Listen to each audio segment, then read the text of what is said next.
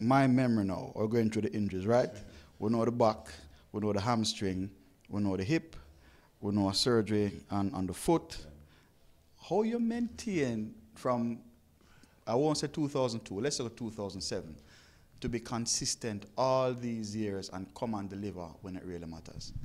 It's just about finding the balance. You know, I think throughout the years I've learned how to deal with certain situations, and the doctor has really helped a lot. And because I have such an experienced coach also in Glen Mills, they talk to each other and they organize and they figure out what training I should do. Because normally as soon as I go to the doctor will call the coach and say, listen, this is what I found, I can do this, or you need to probably change this, or you say you need to do this. So they really communicate very well, and to make sure that I had a long-lasting season. So no matter what happened, I know I can always count on the coach to really get it right.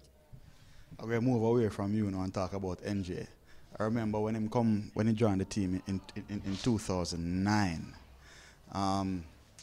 It was a big deal for you because you've been friends since childhood days. What has he done for brand you're seeing? I'm sure that I hear that he turned down a job about 4 or 5 times.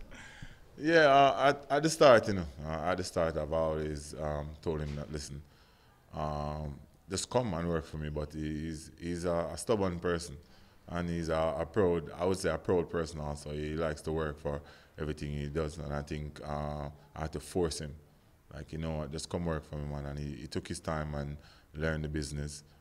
People are actually shocked that he didn't do a business degree. A lot of people don't know he's actually a teacher. You understand? He's an official history and literature teacher. So for me, it's a big deal that he came and be a part of my team. You understand? We're friends first, but he pretty much runs my life. You know what I mean?